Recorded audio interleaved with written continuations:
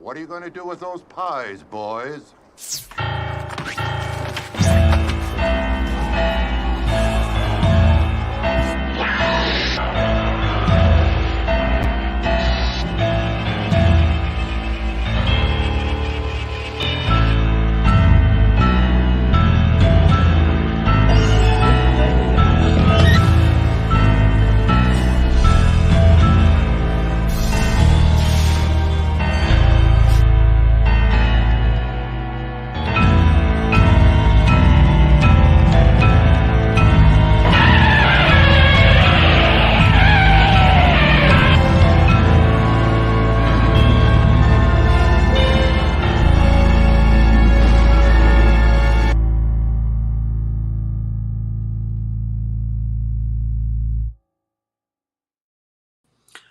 All right. Hello, cadets. Welcome to another episode of the Big Monster Briefing Room. I've had a busy day today.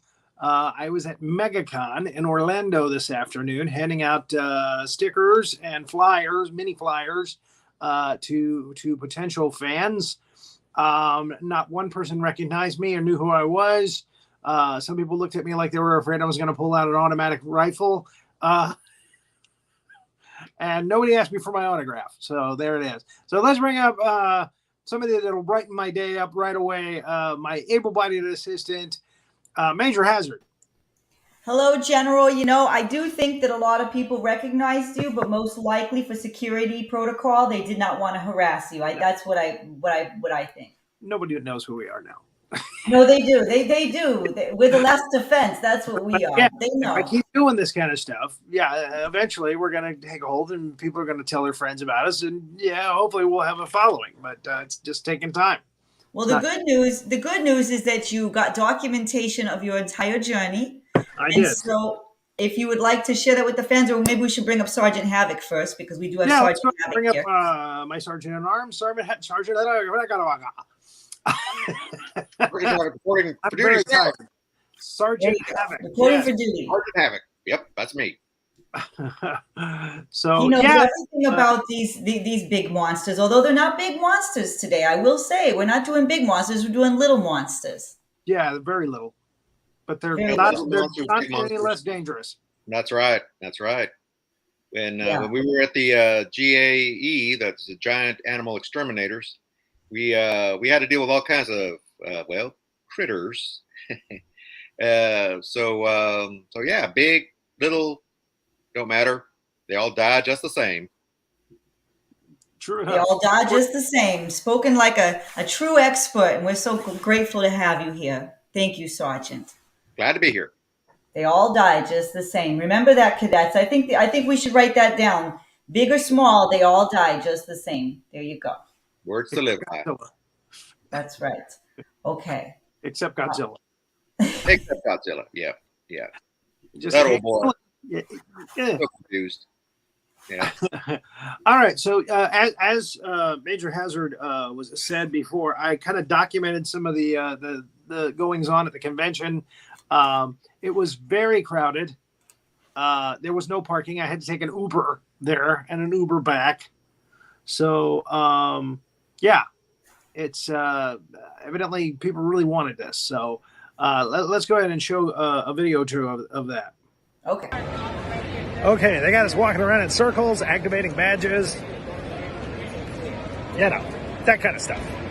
So we're going in now, finally.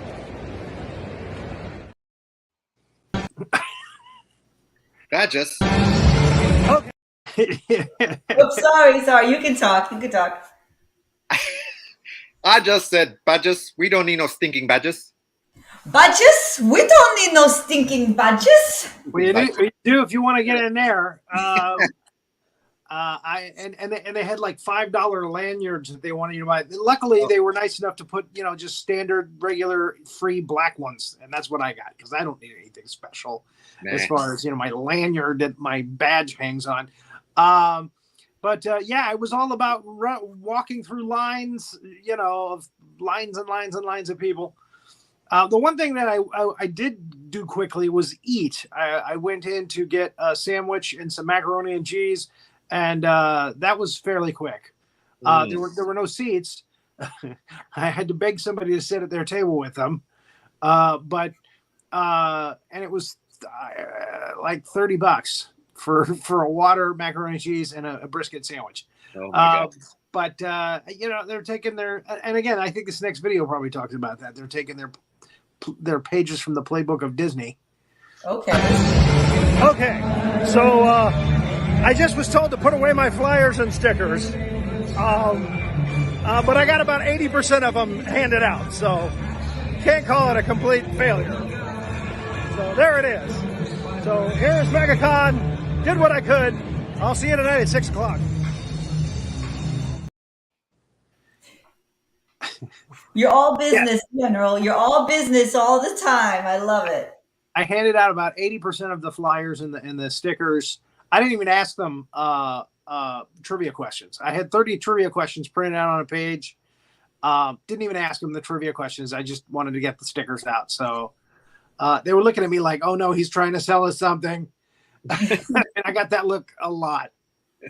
So people were actually veering to try to get away from me. General Hazzard. I'm so tired.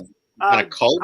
Big Monster Review. Is it a cult? Yeah, it's like you were trying to get them in a cult, General. I think that's what they were afraid of. Yeah, the Harry Christmas has certainly changed their uniform. It's not on YouTube. We got 70 shows on there already. We actually are like 75, I think, now, but I was telling them 70.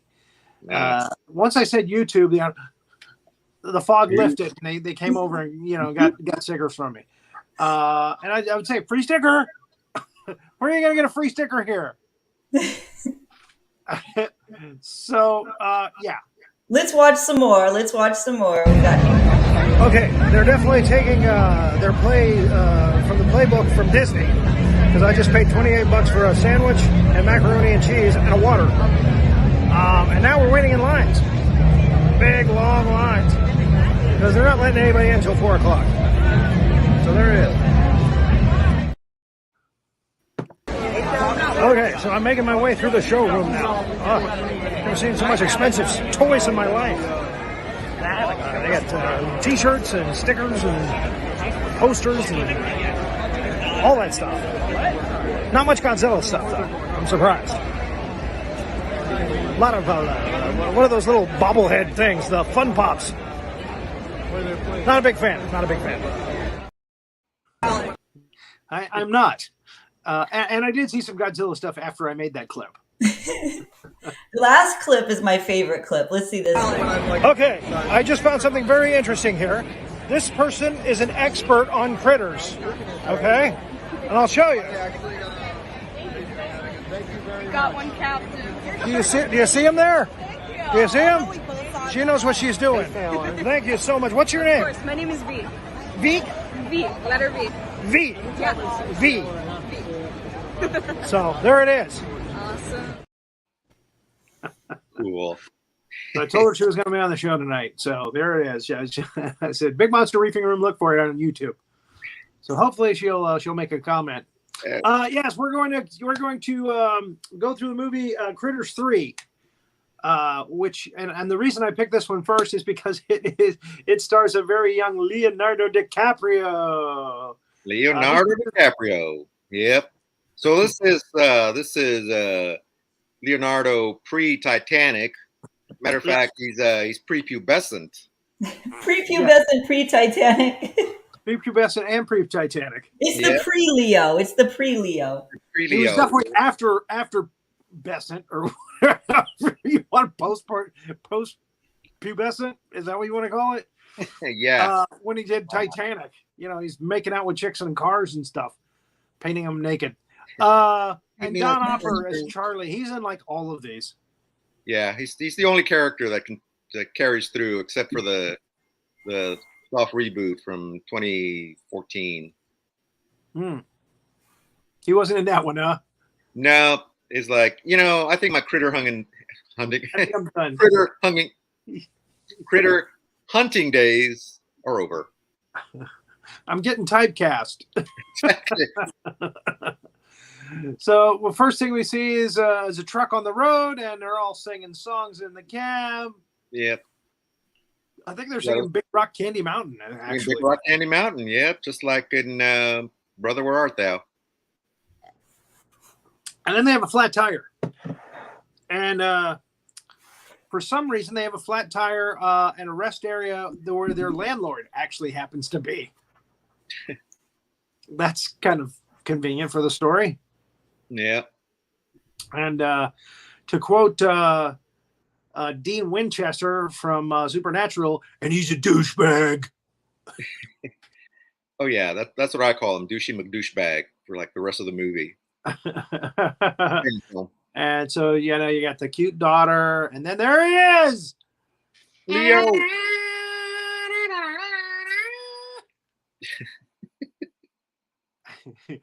That kid's about to lose his frisbee down there, and she's kind of come over, hey, because she thinks he's picking on her brother. I wanted to double check and see if I recognize that kid from somewhere. The little one. He was in Kindergarten Cop. Was he? Yeah, actually they're twins. Actually, the characters. Two of them, yeah. They were played by twins, the cousins twins. So, are they cousins? Are they twins? No, they're just, that's their name. Anyway. Sergeant Major Havoc. Exactly. So, I feel their pain. So this frisbee gets them into all kinds of trouble. He's always throwing that frisbee around. I don't know. It's like real willy-nilly with the frisbee. It's enough with the frisbee, young Leo. Josh.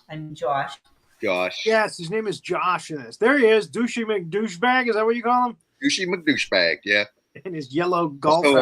And sometimes Creepy McCreeperson. Creepy McCreeperson. I like that one. I like that one too. It's very apropos. Mm-hmm. So, and there's when the frisbee goes over into Charlie Opperland. Yeah, and it's so funny because when you first meet Leo, he's warning the kid not to go down there, and then 2 minutes later, they're all crawling down there. Right, and he's leading the way. he's even the one who threw it down there. Yeah, exactly. He's like, "You coming?" So he reaches down to get the frisbee, and that's when Charlie pops out. Mm-hmm.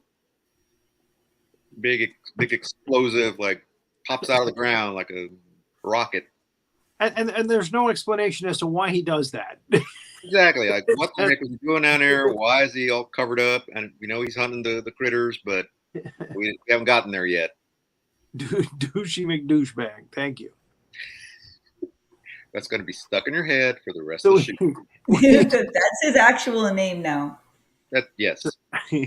So we have a flashback to the people who are getting killed by the critters, and Charlie remembering all that and he actually becomes a bounty hunter for the crites. These are called the crites, but because it's in the South, it's critters.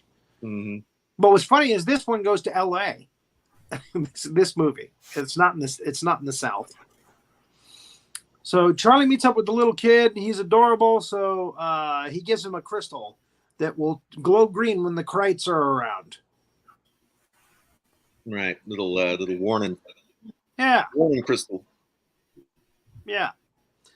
So they have a little talk about the mom dying a couple of years before, and the father's still kind of traumatized by it. And they drive off, and there are crite eggs underneath their car. Yeah. Frankie, this is basically Joe Pesci, but it's a Joe Pesci impersonation the entire movie. Frankie, yeah. He's very New York. This guy, I was very happy when he died. Knew he was gonna bite the dust first. It's karma. There's Rosalie. I just love Rosalie. She's amazing. Great. Yeah, they had to throw her in because they wanted to do fat women and moo humor. Yeah. It's cringeworthy now. I'm sorry, but that's why she's there. She's the comic relief, and that's kind of sad. Mm-hmm. Right down to her bunny slippers. And this is Marsha. Marsha. And she is kind of the heroine of the picture. The daughter really is kind of the heroine. Yeah, the daughter's Annie's but the Marcia is definitely on the heroic end of the spectrum. Mhm. So their truck is smoking its way on in, and there's no brakes. Good. Yep. No brakes. No brakes. So they smash into the truck in front of them, Mm-hmm. and everybody's like, "What the hell's wrong with you?" And we see that the crite eggs are broken now, and there's goo around, and Mm-hmm. the kid sees it, the goo and the broken shells. The father sees it, the goo and the broken shells. Nobody says anything like, "Wow, that's strange." It's like, What is look at that. It's like, And we get a goes POV away. of a crite breaking into the window there, into the basement. Yeah. And again, look at the father's looking right at an alien eggshell. Like, well, And don't know. it's like, you know what? I should call the government on this. No, nothing. Nothing. Yeah. Not important. And then we meet the Meet the grandparents. grandpa and grandma. That's Happy Gilmore's mom. Yeah. If you don't recognize that actress, yeah, that's Happy Gilmore's mom, I believe. And then we come back to down in the cellar in the basement where they have the laundry. Mm-hmm.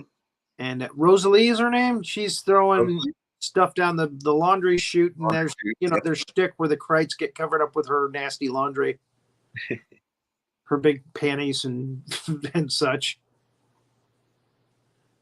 And there she is, then the moo. And Yeah, he pulls up her bra again. It's creepy. It's good. Yeah, it's got he's just awful. So we get a lovely fake out here where he puts his hand in the dryer and he pulls up a hot sneaker and he's bouncing it around. And he's like, and he's bouncing the sneaker around. And you're like, oh, and then he gets bit by a crate. Yep. There's a lot of fake outs leading up to this. They keep, you keep hearing weird things and things are moving and it's always something else. Right. Yeah. At least it's not a cat. At least it's not a cat. Yeah, right. It's this thing instead. It's a different type of critter. Toothy thing Now, pops out at it. Yeah.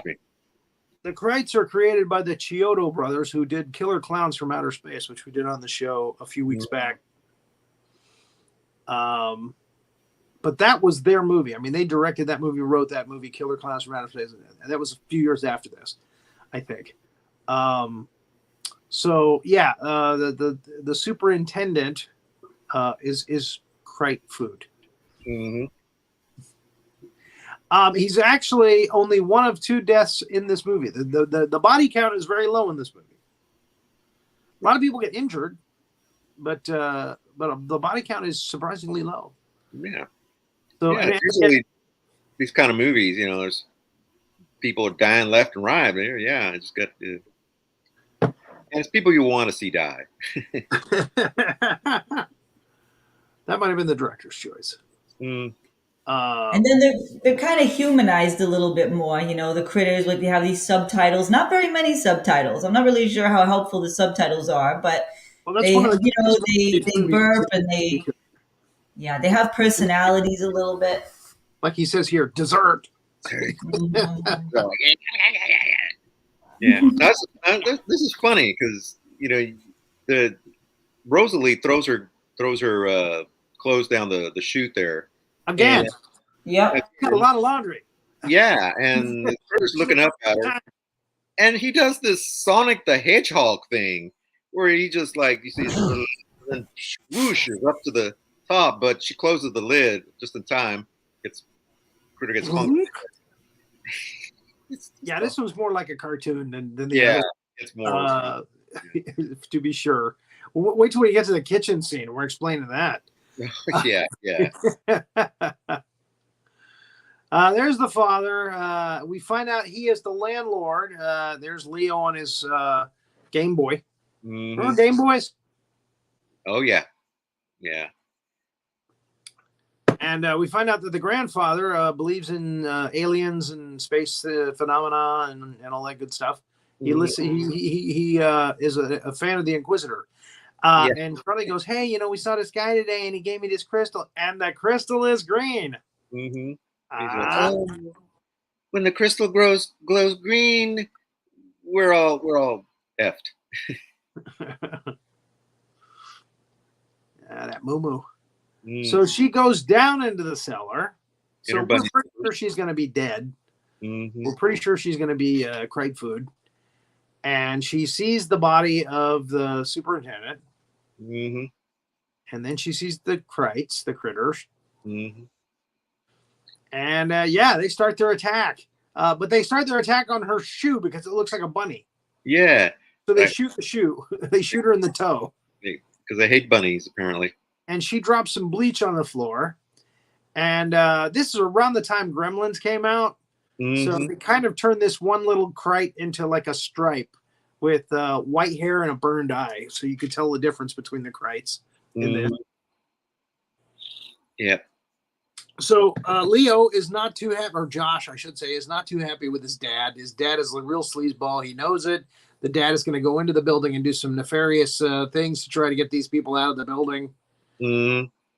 And again, the attack continues on Rosalie. She gets bit on the leg, and the daughter goes down and rescues her. Yeah, she gets tangled up in the clothesline. Right. And she gets shot. Oh no, not yet. They're trying to tell the father that this monster, this little monster, bit her leg. It's like a rat. Yeah, he's clueless. That's how he explains it away. Then he sees the leg, and it's a nasty ass bite. Mm-hmm. Yeah, now we know that New York rats is big, but that's a big old bite right there. That's gonna hurt. And then the little one with the bleached hair now comes out. Silver hair. And he shoots her in the butt again. More fat girl in the moo humor. And he shoots the father in the arm. The father gets first in the hand, then the arm, several times in the arm. So they shoot these darts, and the darts make the people sleepy, so that they can feed on them. It's kind of like the thing where if you get bit by a Komodo dragon, there's an enzyme in their saliva that makes you want to sleep. So they just follow you until you drop, and then they'll eat you. And there's actually a movie, Komodo, that actually it shows that in great detail. She bowls these guys over with a garbage can, with a ashtray can, garbage can. Yeah, and it's funny because in the movie they intercut that her picking up the trash can or the trash with an actual somebody bowling, on the TV, and it's pretty funny. And then you see the critters flying up in the air. That's just some poor stagehand like throwing them up in the air.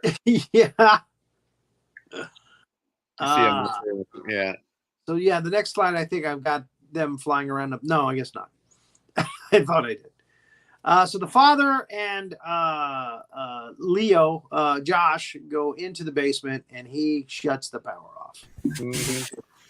He's basically just trying to harass these poor residents. That's his whole thing. He cuts all everything off. He's trying to get rid of insult to injury here. Yeah, he cuts the phone line, then he turns the power off. Yeah, like that's how you get rid of the people. Yep, I'm a douchebag. Douchey McDouchebag. Douchey McDouchebag. Sam, douchey McDouchebag. We gank monsters, Sam. That's what we do. I don't get to do that impression much, so even lights his face like a douchey McDouchebag. Mm-hmm. And it finally gets to the point where Josh just goes, "I wish you were dead." and he slams the door on him. Yeah. And it's a great bit because when he slams the door, the Krites are watching TV in the room, and their heads spin around to see him. Mm-hmm.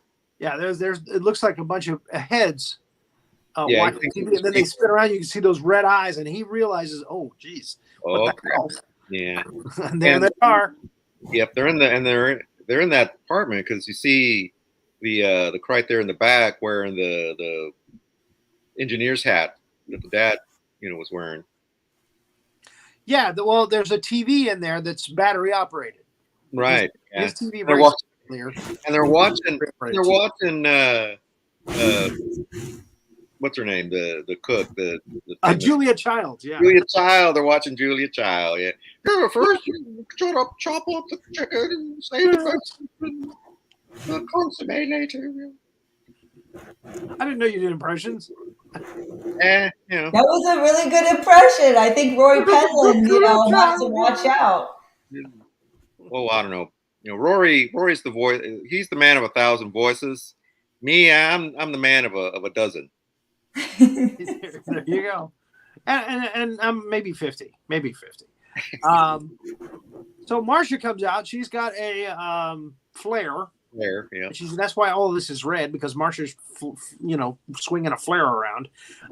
She explains to Josh his dad is dead. Mm-hmm. And she puts the flare in one of the Krites' mouths when he attacks her, and he goes down the laundry chute down into the basement. And that's important because he catches fire from the inside and he burns to the outside, and then he sets the building on fire. We have one of the cadets commenting on Havoc's Julia Child. I agree. It's great. He said, that's a great Julia Child. I agree. I agree. It's a wonderful Julia Child. Who knew? Who knew that Sergeant Havoc had that talent? I never knew that. And what's funny is that Julia Childs, he's the farthest away looking. Right. That's why I was so surprised. I couldn't believe it. Do it again, Sergeant. Do it again. We want it again. But first, you chop up the leg, you cut it, and then you save the bones for a lovely consomme later. It's quite delicious. It is. Yes, it is. Mm. Both Jonathans love your Julia Child impression. Jonathan Duncan and Jonathan Seven. And Lorraine loves it too. I think we just didn't expect it. Did you practice that? Did you practice?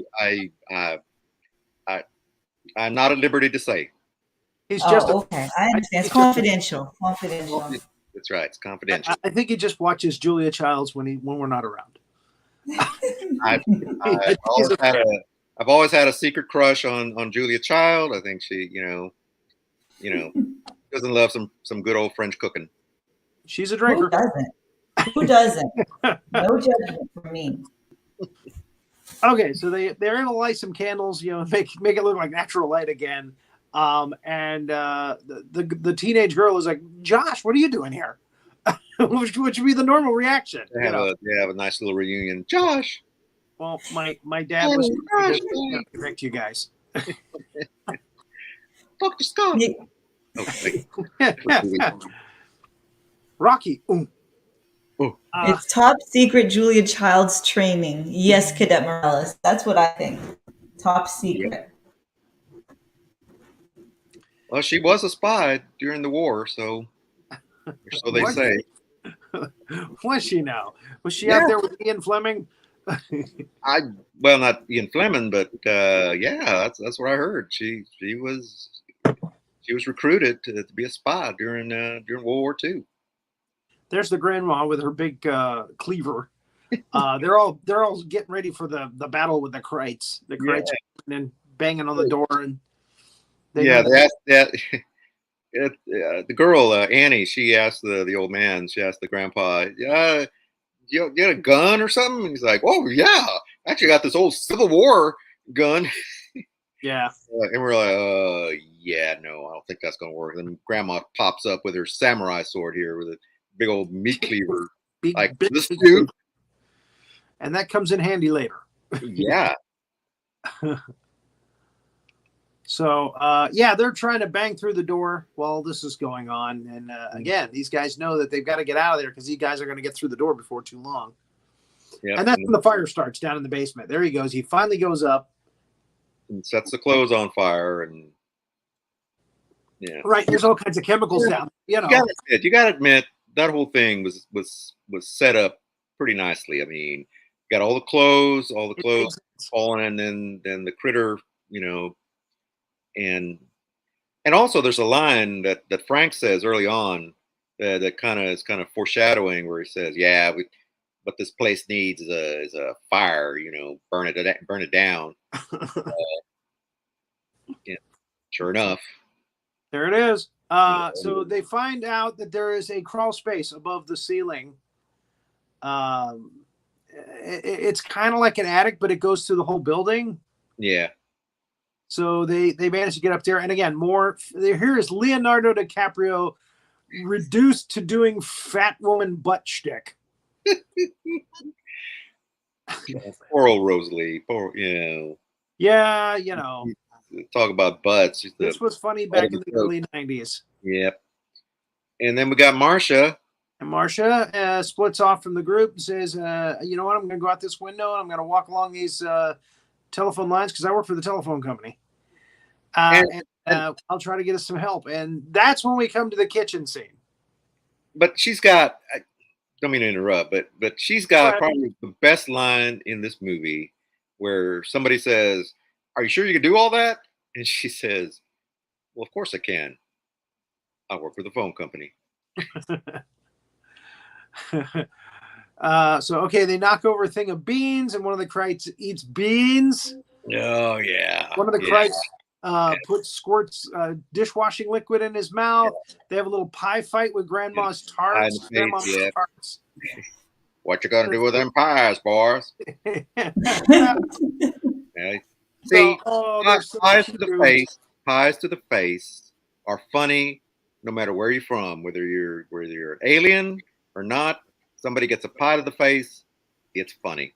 And so are fart jokes, and we're going to get one here in a minute. Yes. And again, the beans, we know what's going to happen with the beans. We're going to have a flatulent Krite.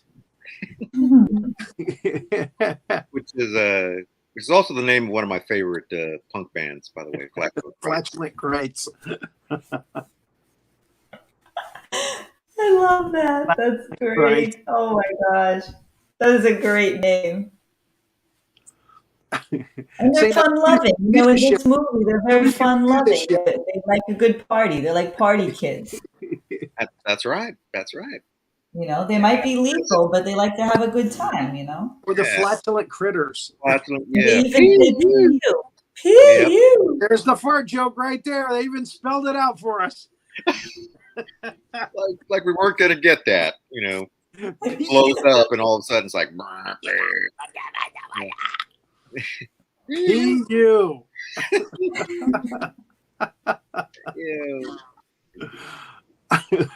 There's the laundry room. Yeah. Clean. Keep it clean. Keep it clean. So she's walking on those telephone lines, and of course somebody yells out, "Oh my God, the building's on fire!" She looks down and she gets caught up in the lines, and at first you think she's fallen to her death, and then you find out that she's just kind of hanging around on a line. And this goes on forever. She struggles. Yeah. Let me tell you, this is like the longest part of this. She's swinging back and forth trying to get to that phone booth. Yeah. There's a phone booth right next to her there. She's trying to get to it to call 911. Yeah. There it is. There it is. She gets a hold of it. Oh, yes. And slips. No.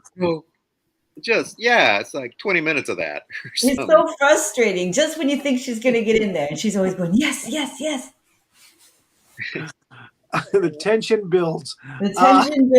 Yeah. I guess that it's Annie, right? Annie. Yeah, Annie. Yep. I'm calling her the teenage girl for the whole show. Annie evidently has some kind of thing about elevator shafts or something. She maybe her mom died in an elevator shaft or something. I don't think they. Yeah, it's not really explained. Yeah. I don't think I caught that part in the movie script where she's evidently afraid of elevator shafts, but she's got to go down the elevator shaft now. She decides. Maybe it's just heights. Yeah, maybe. But yeah, it's never. But at the end, she reaches over and saves her brother. Yeah. Going to fall off the building. So I think it's got to be elevator shaft that scares her. Yeah. Anyway, so she falls on top of the elevator car there. Yeah, and she falls, which is not good. And then a crite, Blackie is the name of this crite, sees her, and he starts screaming. Yeah, and you see the little uvula just kind of. Yeah, it's like an alien kind of call. Yeah, like he's calling the other crites. Mm-hmm. And we get another credit after this. Blackie's in trouble. Look at that smile, will you? All teeth. He's smiling bigger than Demi Moore was smiling when she was making out with Patrick Swayze in Ghost. Nobody smiles that big. Mm-mm. So, yep. So there's Annie. She sees a crite and starts shooting them darts at her. And, it hits the elevator sign, the out of order sign. She's smart. She pulls up the out of order sign and it fends off the dart attacks. But clearly the crite ain't too smart because he could have just hit her in the legs. But that's fine. He hasn't figured that part out yet. Hasn't figured that, yep. And then the door explodes. So there's an explosion in this movie. With a giant green light. Giant green light, yep. And there's Charlie. Here? There's Charlie. How he knew where to go, how he found the building that they went to, I don't know. Yeah. But there he is. Uh-oh. It's a bounty hunter. And he shoots him with their. Actually, in some of the other movies, they do have a thing that actually they use to find the crites, right?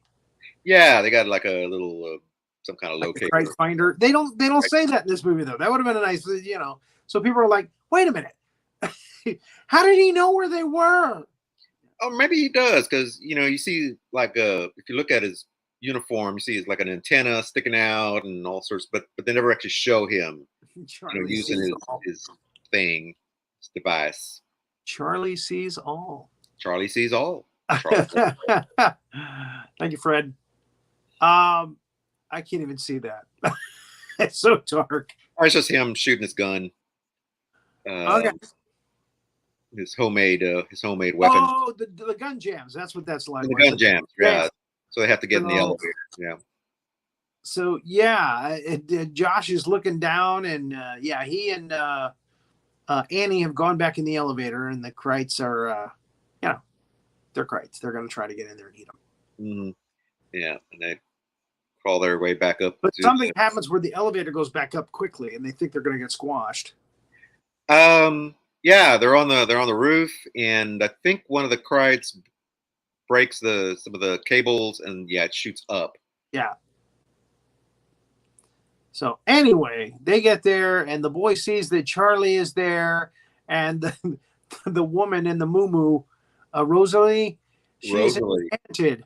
Yeah, she's like, "Ooh, who's this handsome devil?" He's like, "Oh," because Charlie is one of the goofiest characters in film history. Goofy's looking. But so we know Rosalie has a type. We know what her type is. Yes. Goofy characters in trench coats. I like big and stupid. Lamps. So again, they are now trying to get away from the crites, but the crites are breaking into that area up above in the ceiling now. Yeah. They know where they are now. And trying to get the gun unjammed. Like you got little tiny fingers. You take that unjam that bullet. Yeah. Annie is trying to get the gun unjammed for him, trying to get the bullet out that's jammed. when the Krites come in and they start shooting their darts around again. And the grandpa has a good idea. He just decides to throw a blanket over one of them and beat the living hell out of it. Yeah. I mean, seriously, he beats the snot out of this little booger. Yeah. Now, is him or was it Josh? It was the grandfather that threw the grandpa blanket. was beat. I think Josh is beating it. He's got something that he's beating it with, but yeah, the pipe or something, or maybe it's a flashlight. Yeah. Yeah. They cover it with the old quilt. Oh, I remember this quilt. We got it years ago. Yeah. Let's throw it over the crate. Just throw it over the crate. Beat the crap out of it. I mean, you see green stuff coming through the quilt. Yeah. That's gonna stain. Yeah. I don't think even Tide's gonna take that out. So. And Josh gets a needle to the throat. Oh, that's right. Josh gets a needle to the neck. Neck, yeah. Some great acting by Leonardo DiCaprio there. Yeah. He did a good job of this, actually. He did a very that's good job. why I got an Academy Award. Not for this one, but later on. And the Academy Award goes to Leonardo DiCaprio for Critters 3. The funniest thing I ever saw, I think, did I mention this on the show last week? The funniest thing I ever saw was Leonardo DiCaprio in it was a cartoon of him accepting the Academy Award for Revenant. And the minute he touches the statue, the bear comes out of nowhere and tackles him out off the stage. Anyway, I just thought that was hysterical. He doesn't get the Academy Award. I think the bear deserved the award. I think I saw that on TikTok. I laughed for days on that. That was so funny. So he gets a dart to the neck, and Grandma comes in with that big ass meat cleaver. Finally gets to use her meat cleaver. Chops that critter in half. And the last thing he does is we see bubbles coming out of him. So we know it's the one that's dishwashing liquid in his mouth. Yep. So even a comical take on being cut in half. So, the hell. So so Annie finally gets the gun unjammed, and she that's it. Gets the bullet that Josh has been carrying around since the beginning of the movie, and they put it in, and they throw it to Charlie, and he uses it to blow away another critter. Yep. And open the lid or the hatch to the roof. That's right. There is a scene where they're trying to get up to the roof hatch, and the lock is unlocked, but it's they can't get it to yeah. And they don't know it. They don't know it's unlocked. Yeah, and they stop. Damn, it's locked. It would have opened. And the thing is almost off the hatch. Yeah. It's almost banged it off the hatch. Yeah. And it stopped just shy of it falling off there. Yeah. Which was kind of ironic. So yeah, they killed another Krite. So there's no more Krites, right? Well, he blasts it, and that means that's it. There's no more Krites. Yep. And Marsha finally gets a hold of the phone. We did say this took a long time. Yeah. She finally gets the phone. She calls 911. The fire department is on the way. Mm-hmm. But you would think that somebody would have passed out being upside down for that long, but anyway. Yeah. But then we find out that nope, there's still one left, or one eye here. Yeah, the one that got the bleach was the one that was under the blanket and got the snot beat out of him. Mm-hmm. He's not dead. He's still alive. And the little boy's crystal starts glowing green again, which means, you're in trouble. Mm-hmm. He's at the edge of the roof. I don't know what he's doing at the edge of the roof, but there it is. He's looking over the side, I guess, at the fire. Yeah, they're calling for help. Him and the girl are okay. They're for help. I guess that makes sense. So, this critter starts rolling. He's got his eyes set on taking out this kid for some reason. Mm-hmm. I'm going to take out that little kid. That's what I'm going to do. Well, probably has something to do with that crystal. He's kind of trying drawing him Maybe. to him. Maybe. Yeah. I mean, so there he is, one of the twins. One of the twins, yeah. I wonder which twin did this scene. I don't know. Yeah. Hard to tell them apart because they're twins. They're twins. And Charlie comes to the rescue. Yeah, Charlie jumps in the way, but in doing so, knocks the kid over anyway. Mm-hmm. Yeah, he goes over. The kid goes over. You go over, and you go. Everybody goes over. Everybody goes over. No. Annie goes over to reach the kid. Yep. And then Dad finally wakes up, and he helps get the kid up, and they have a touching moment where they're all hugging, and the family's back together again. Family's back together. Yep. Because Dad was kind of useless for the entire movie. I gotta admit, as fathers go,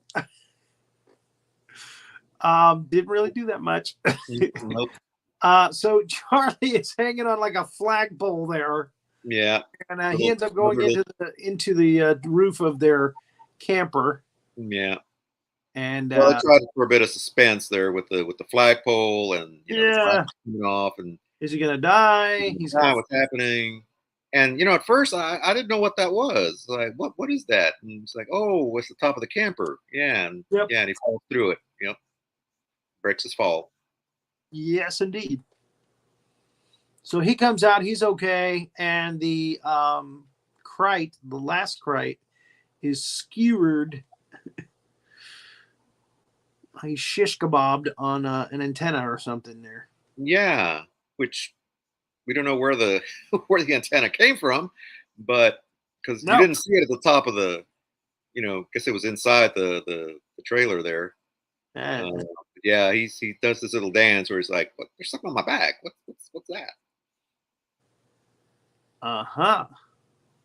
And then there it is. Yep, the firemen come because the building is on fire. Not the roof, just the building. The building's on fire. The grandparents tell their story to the news. Yeah, there's just these aliens all over the place. Man, illegal. Yeah, see, let's build a wall. No, nobody says that. Well, one person does.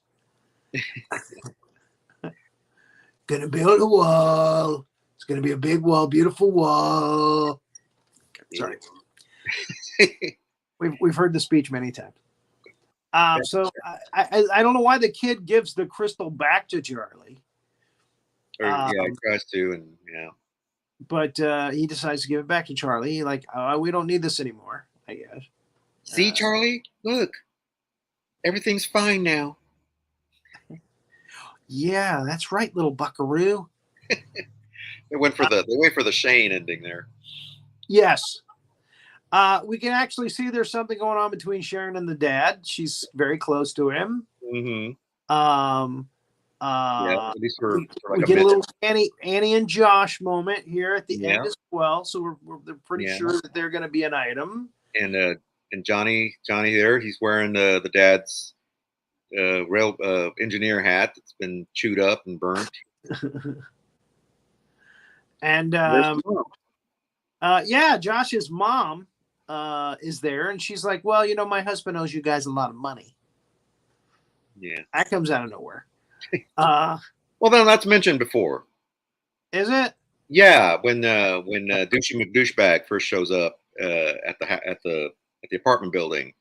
In fact, Leonardo or Josh says, aren't you supposed to pay these people some money to move? And he's like, well, not if they move on their own. Hint, hint, hint. Okay. I must have flew right over my head, as we say. Yeah. That's now the lady on the phone with the crite, where the crite is on the phone from the basement. Before that. Okay, when he's in the car. They pull up to the apartment.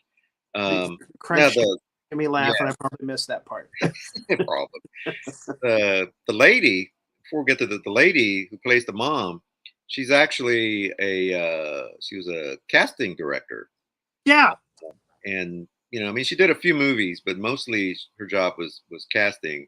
I knew I'd seen her name before. Only has just that couple of lines of dialogue. I mean, we see her at the beginning, and then a little bit later, but yeah, she only has a couple of scenes in this movie. And you're saying to yourself, what is she doing with Douchey McDouchebag? Exactly. I'm like, why? Seems like a pretty hip chick. Yeah. She has good-looking kids. Yeah.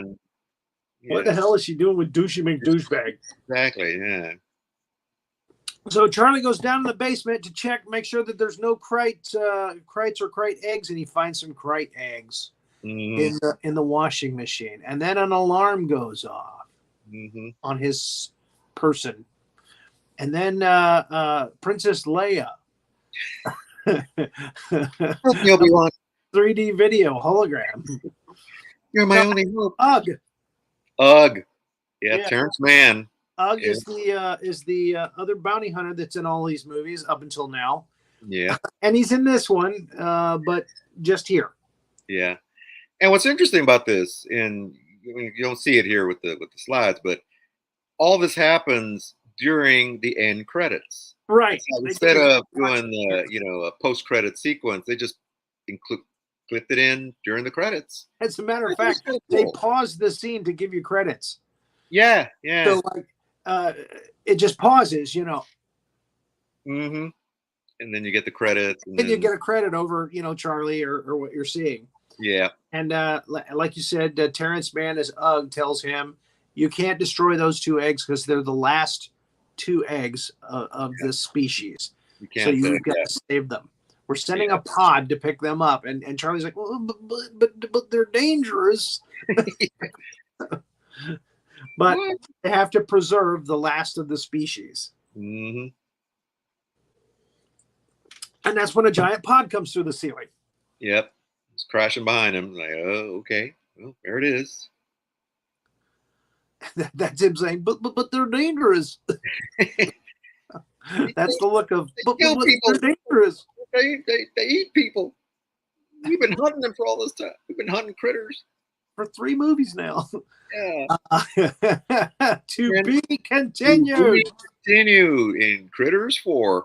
That's the pod behind him. And there's the pod. Yeah. And I was, there's more of the credits. Yeah.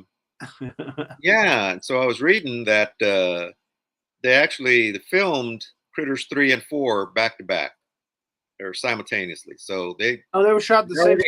They shot them in. And so they already had the sequel or the 4th one already, in the can. In the can, as they say. Yeah, and so, Critters back in space. Critters back in space. Critters back. Well, yeah, it's just called Critters 4, but I could have called it that. Critters, we're back in space. And then it turns into yet another Aliens ripoff. I haven't seen it, to be honest with you. I've only seen the first 3. Yeah. Actually, I only saw the first 2, and then so it's the first time I've seen this one, and I didn't see any other. A long time ago, probably when it came out in the movie theaters. Yeah, me too. Yeah. Again, that's the only reason I know Leonardo DiCaprio is in this. Right. Yeah. That and an occasional jab at him from somebody. Hey, remember you did Critter 3? Yeah. Yeah. He was. This is his first movie, too. Yeah. He'd done some TV work before, but this was his first. Yeah. First movie. And then they did a kind of a soft reboot in 2014, Critters Attack, and they brought Dee Wallace back from the first movie, kind of like they brought back Jamie Lee Curtis for the Halloween movies, right? But yeah, and it was the first Critters movie. They eat people. Rated R. Yeah, all the other ones have been PG-13. Some funny and cute situations to kill them, and they eat people. Yep.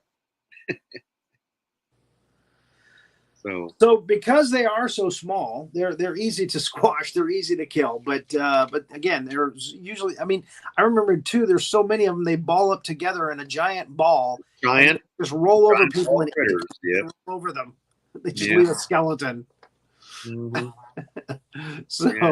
And some of them get really big. Mm-hmm. And those are tougher to kill. Yeah. But, all right. Well, Major Hazzard, where? Right here. Just checking out the cadets. You know, the cadets always have some wonderful comments over there on the YouTube. I want to thank Havoc for joining us for this one. We'll see. Yes, sir. Weeks. Next week we're going to do Mars Attacks. And for the first time on the show, we're going to have our alien expert Troy Moore. He's going to be on the show, so it should be an interesting show. That's going to be fantastic. Yes. And yeah, we're going to get Troy Moore to come and do some alien attack movies with us. Awesome. And that's if we want to say that on Monday we have the second episode, right? Of the movie show, two guys and sometimes a gal talking movies. Yep. And that's it's going to be Mel Brooks. Mel Brooks movies. Yep.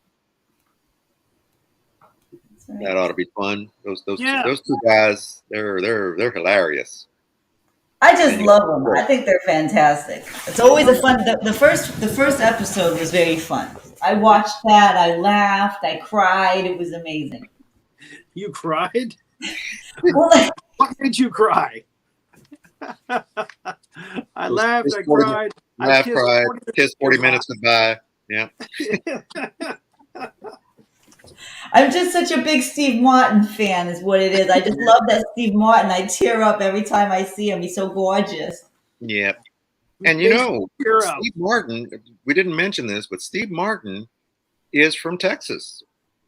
I didn't know that. He was born in Waco. And you know, if you're born in Texas, you're a Texan. That's no matter right. Where you go, no matter where you live, you are a Texan. I didn't know that. He doesn't. Yeah. He must have left when he was quite young, probably. Yeah.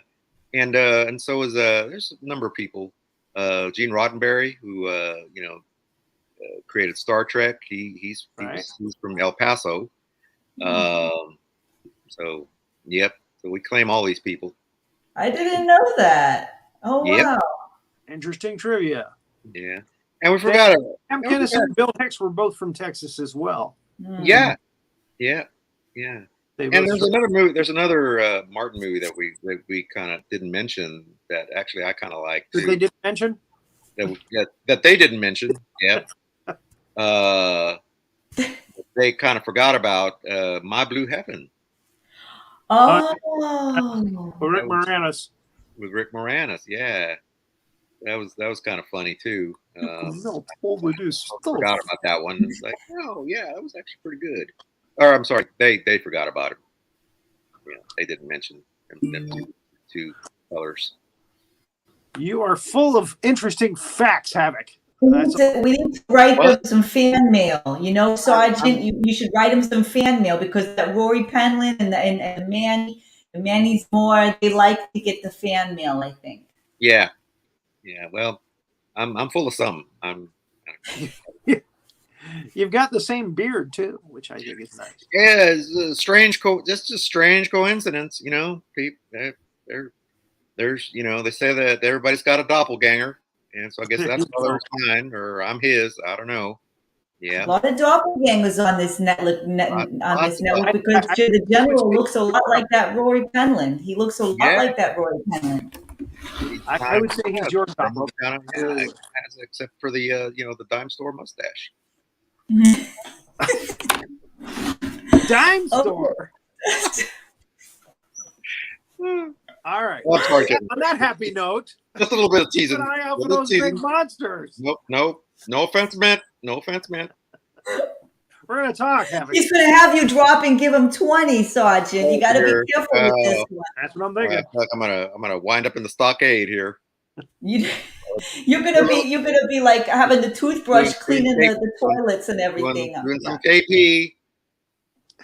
He doesn't play around, that general. He doesn't play around. Coming right up.